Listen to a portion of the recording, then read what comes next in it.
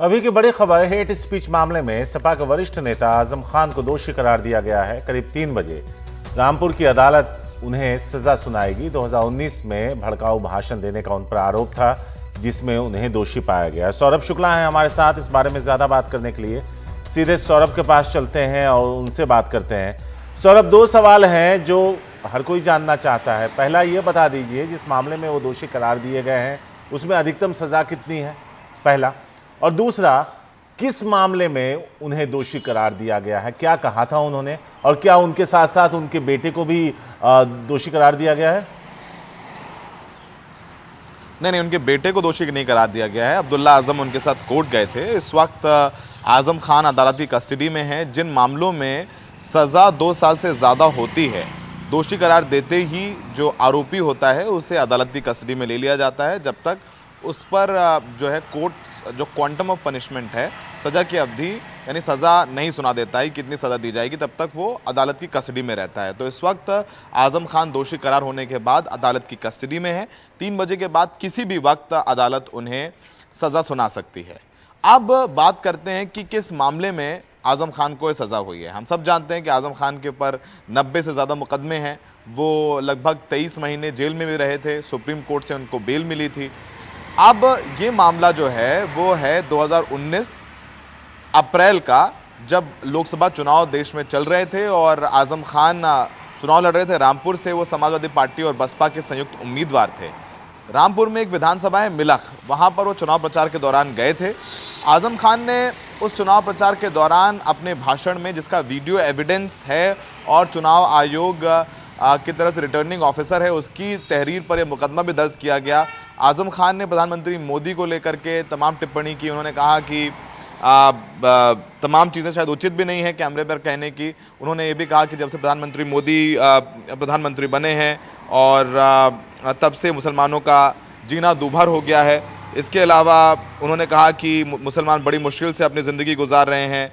उन्होंने कहा कि जो डीएम आया है, कलेक्टर आया है, उसको लेकर के उन्होंने कुछ भद्दी टिप्पणी की। कलेक्टर की मां को लेकर के उन्होंने बयान दिया। उन्होंने कहा कि एक कपूत को जन्मा है, ऐसी कोख से पैदा हुआ। तमाम तरीके की उन्होंने बातें बोली, जिसको लेकर के उन पर मुकदमा दर्ज किया गया था। जो 3 धाराएं उन पर मुकदमे में जो दर्ज हैं, जिन धाराओं के तहत मुकदमा दर्ज है, वो है 153A यानी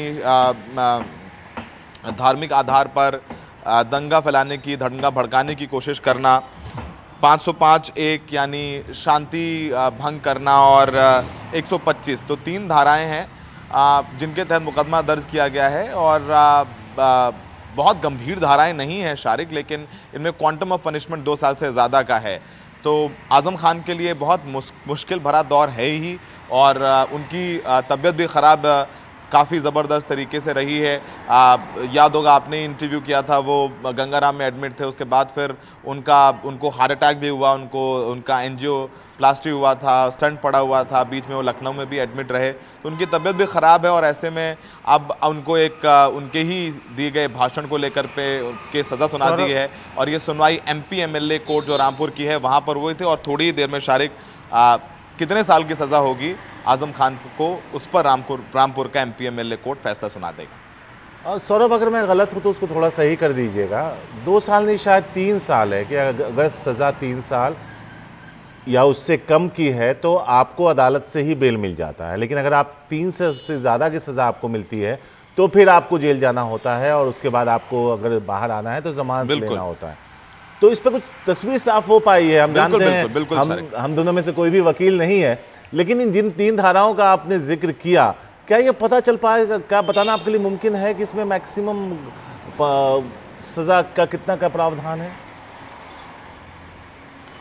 देखिए, जो 153A है, देखिए पहले जो आपने बता दिया अपने दर्शकों को कि जो आपने बताया कि 3 साल से ज़्यादा की सज़ा है, तभी उनको अदालत ने कस्टडी में ले लिया। अगर 3 साल से कम की सज़ा होती तो अदालत की कस्टडी में नहीं लिया जाता, और उनको अदालत से बेल भी मिल सकती है।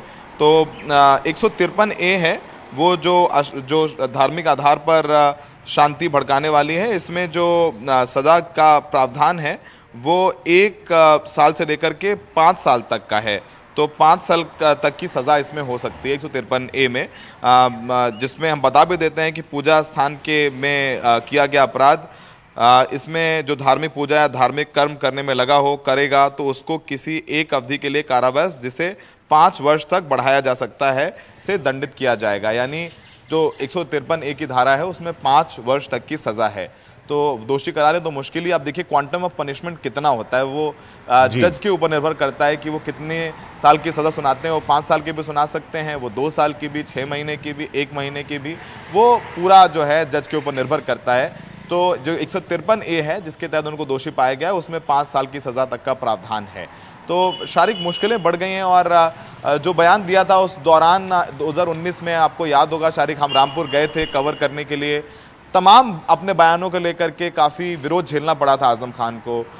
उन्होंने जया प्रदा जो उस वक्त वहाँ से बीजेपी की कैंडिडेट थी उसको लेकर के उन्होंने एक टिप्पणी की थी जिसमें उन्होंने खाकी रंग को लेकर के उन्हें आरएसएस का एजेंट बनाया था, कुछ और ऐसी एक सेक्सिस्ट रिमार्क भी किया था, उसको लेकर के भी उन पर मुकदमा दर्ज हुआ था, उस पर भी सुनवाई चल रही है। तमाम अपने बयानों को लेकर के अक्सर आज़म खान चर्चा में भी रहते हैं, उनको क्रिटिसिज्म भी झेलना पड़ता है और ऐसे वक्त पर उनको ये सज़ा हुई है जब उनकी तबीयत बेहद ख़राब है। तो अब 3 बजे के बाद पता चलेगा कि उनको अदालत कितने साल के लिए जेल भेजने वाली है। सौरभ, अगर देखें तो हेट स्पीच का जो सिलसिला है, जो दौर है, वो पिछले कुछ सालों में बड़ी रफ्तार से चला है, चाहे वो किसी भी पार्टी के नेता हों। तो क्या ये एक मामला उन नेताओं के लिए भी नज़ीर होगा या फिर इसे एक मामला की तरह देखकर बाकी नेता फिर उसी ढर्रे पर चले आएंगे जिसमें नफरत फैलाना, एक दूसरे के लिए अपशब्द का इस्तेमाल करना? देखिए, अभी किसी भी बड़े नेता को सज़ा तो हुई नहीं है।